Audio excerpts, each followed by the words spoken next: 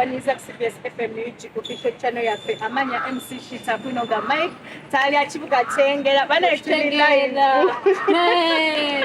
wololo live njagala okukulisa mwena abagenze misinde gya Ssaabasajja Kabaka mwebale kuwagira Bakabaka bwa Buganda banete mujjango okwo nalabye bambi n'omuwala yabadde mulema Morinye naye yagambye yayagadde ajje yetaye misinde gya Ssaabasajja Kabaka alaga abantu abali abalina ekikulanga ekikye ti obulema si buteesobola buli kimu wadde oli mulema but still you can do something okitegeera disability is not inability.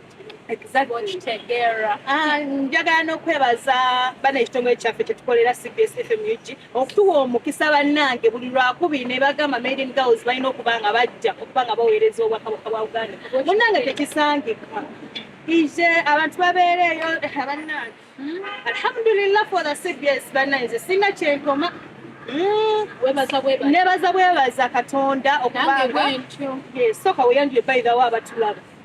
Amanya nze mbona kubura era nga tubanisa ku Made in Girls bana atana subscribing asimanyi kyolinze all the time tuba tusosotola kubera ko ne programs edaza sagala osubwe subscribing ate gwe so ya subscribing edda wamala okulaba video tekayo ka comment kubanga abayo betubatuleseyo olwobudde oba kitegeera Maureen ekyade wa Ssaabasajja Kabaka wakirabi bana nebo walabye mbwela duse nga lwaki gwe omuntu atali watomuntu oba osigale waka ng'enkwaya zenedduka lwaki imidde byonna abantu bazembuuti wadde enkuba yabadde etonnye ogwo omukwano abantu badigidde wagulaba mukwano abaana nga balimba nyanyanyanya ffe twalere mu kava nga gyetuddukira nga buli kimu tukiraba tukibeweereza kubanga kye tulina okukola gwe gutusasuza ogwo naye bannange abaana bekoze ebitwalo gwe nalabye yagambye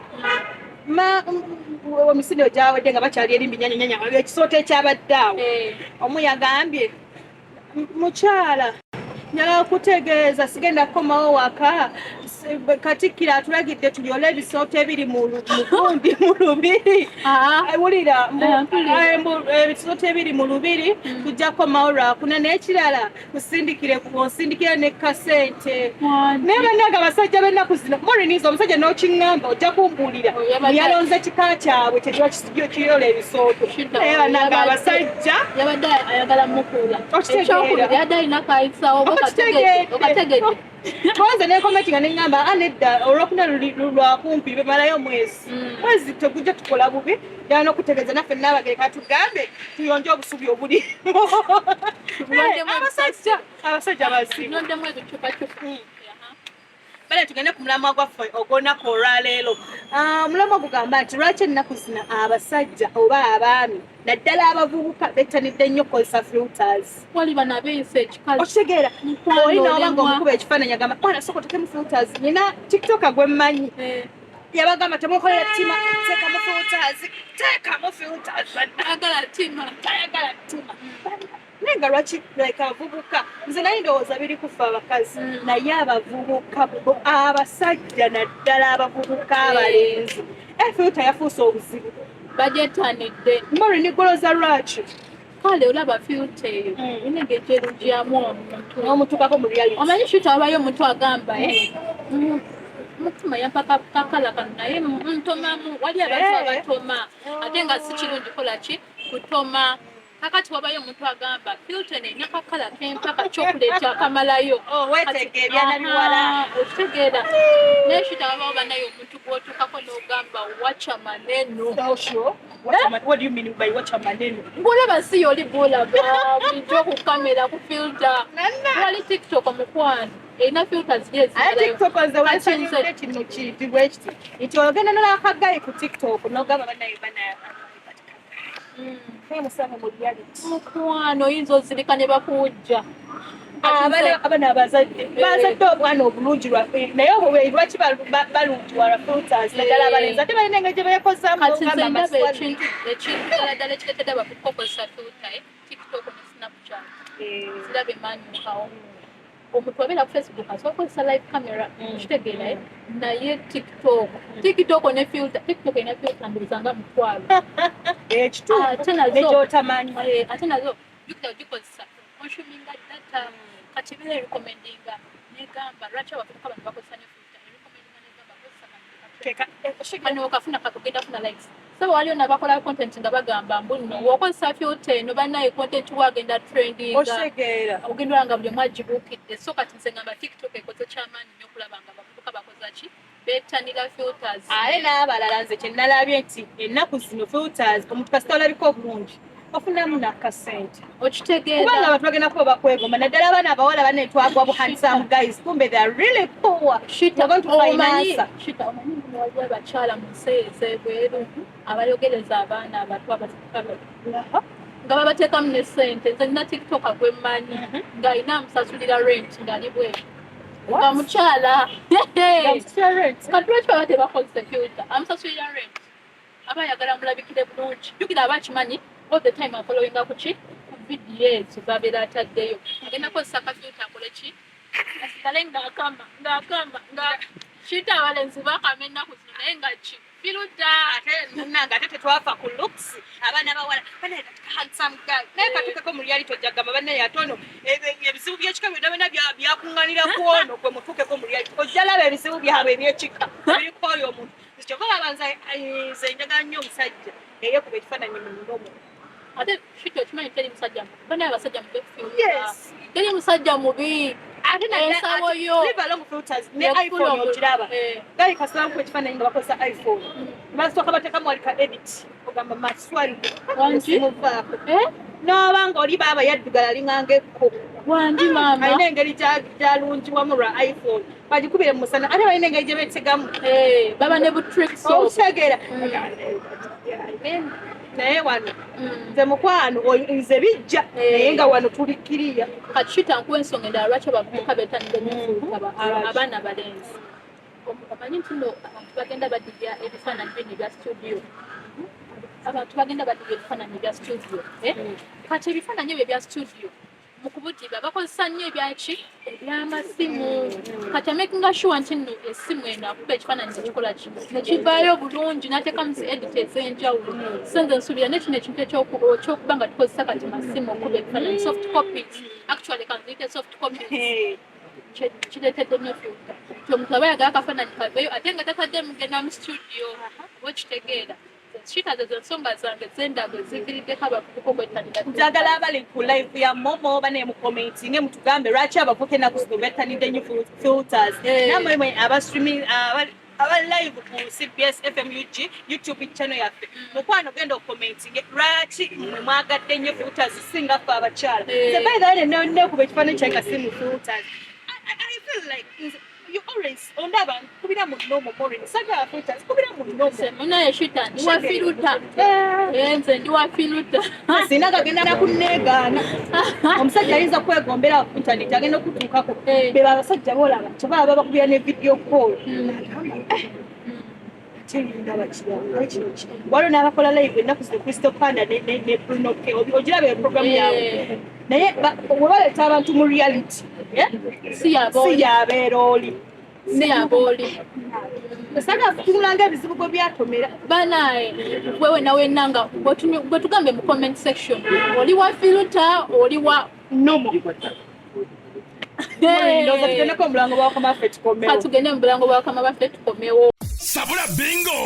Ofune kagwirawo! Wewangulira omudiri gw'ensimbi mu kazanyo Sabula bingo! Wano ku Jabasa buli lunaku. Beera namukisaana wangula ensimbi mu Sabula bingo wakati mu programu za CBS emisana n'ekiro. Gweteekako 2,000 zokka. Ezinankuyingiza mu kazanyo Sabula bingo ku Jabasa Fama. Onyiga kamunyenye 238 kamunyenye 5 kadaala. Olwoyingizeemu piniyo. Oweereze. Awo kiba kiwedde. Tofa bwavu. Sabula bingo! Wano ku Jabasa Fama. Mukulikeyo mu bilango bw'abakama baffe.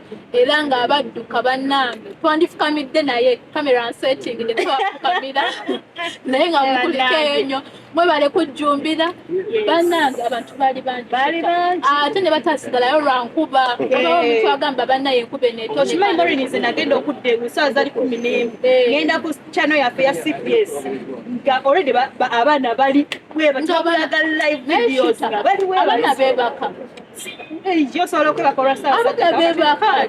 Njagala okwebaza abantu basatu. Njagala okwebaza Sendege ya Muhammad Byayi. Bana Sende yakola omulimu gw'amaanyi. Nze ngendo zukka nga Sende yakwatidde updates. Wali MK baba yakuba ekifaananyi maswali. Era batannaba mutegeera gwe tulina ya. Y'omu ku abaliko bangi naye y'omu ku bo. Oyo ye waffe. Yes. Bannaye n'embwa eyadduka. Embwa bwe yasobolera okudduka shit era bikeyogera. Gwagwe weebale kudduka. Gwagwe weebale kudduka. Baire birthday ya Ssaabasajja Kabaka ku Sunday, yes. Bagenda kubeera wali eri. Jjukira lwe okunyenya amatabi. Agenda kubeera Lubaga Mukwano, olunaku lwe bagenda okunyenya amatabi. Ssaabasajja Kabaka Mukwano yasiimye agende Lubaga munnange. Yes, by the way, olaba Sunday gena kwa 13th. It's my birthday. Okay. Kati banenzaliwe ne Ssaabasajja Kabaka. Kabula kate. Sizali nga banayo omwezi gw'eggulo. Bane ate nze nti mbagamba bayire kantu wali mukisa guno bambi okwekubira akalango. Njagala kuba luseke kweno birthday yange. Ngoyina ng'owulira oyagala kunteekamu bisimbi lwa birthday. Njagala luseke kuba luseke no birthday ya luseke. Era bayire nze nabagambye nina zonna zonna nzirina. MTN, Airtel zonna weezi. Teri kwekwasa. Ne banka zonna nyayo account nazikuddewo. Ate njagala bategeeza zino ssente ze zigenda kutandikira kakadde zituulako teweemenya. Kakadde nga kanishiza. Tokubye ku mutwe. Zitandikira. Mukwano. Naye nze olukumi lwange era ogenda nalwo. Terutuulako olwo. Ogenda nalwo mu kashi. Naye nga bannaye ku Sunday eno yakunyenya matabi. Kuleta byo ogende ku Lubaga kate. Kama aikigenda obeera Ssaabasajja Kabaka. Mukwano. Aha, so at your own risk. Njagala bategeeza programu yaffe The Maiden Girls ebeeramu obunyomero obw'enjawulo segments ez'enjawulo. Tulinamu segment ya entertainment kw'ossa ne fashion. Yes. Naye njagala tunywe nnyo kufa entertainment. Basically entertainment ddala driving nga tugitwala ku misinde gya Ssaabasajja Kabaka. Bannange Maureen walabye ekyaladde mukundu misinde gya Ssaabasajja Kabaka. Abaana bamaze okudduka.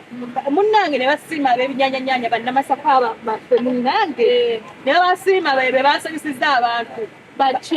Gundi Mbazira Tony ne Suna Ben. Sike kalabye akasooto nga bali bwe bati. Abaana ne bazinda ekinnya mu kasooto. Ne bagamba bannamasaka. Kitandikwebuuza abantu abo baddayo bakyewaka.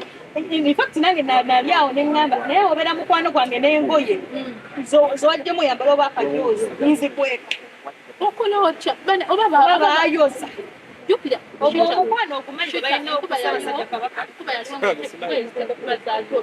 naye ng'olaba omuntu akyafuwa tebagulampya bakola batya gw'osuubira bakola batya kubanga nze bannaye byansobera byampitirako ogwo omukwano ogumanyi gwebaga omusajja agenda n'ayimba mu luyimba ly'okwetaya wetumulaba Kabaka weesanga obiira weesanga osanyuka weesanga okaaba kugamba nabo beesanga weesanga okoze ekyejo kya daddi embeera yabasanga weesanga okoze ekyejo kya daddi olwekitegeera naye baddayo nalaba gundi abayimbi ab'enjawulo mukwano bajja n'abantu obuvunanyizibwa Nina Rose nalaba Bolida simanya Tasha Michi bane mwebale nnyo kujjukira mwebale ddala temujjangu okwo ngawulidde era gwajja bambi naawe jangu okola nalabye n'abantu b'e Masaka bambi abasigadde eno esaidi z'e Masaka bambi nabo wadde tebasobodde kujja mu misinde naye abaddukidde eyo nalaba ne pulezidenti wa Nuupu okyali eyo n'abantu badduse banaye abatulaba programu otyo tubumbye teekayo komenti kwekyo kyakunyumira misinde gya Kabaka okitegeera ate kwata na subscribinga ddukirawo misinde osubscribinge onyige ne ka notification bell ojja kubeera ng'ofuna buli kye tuteeka programs nyingi Ssaabasajja Kabaka awangaale.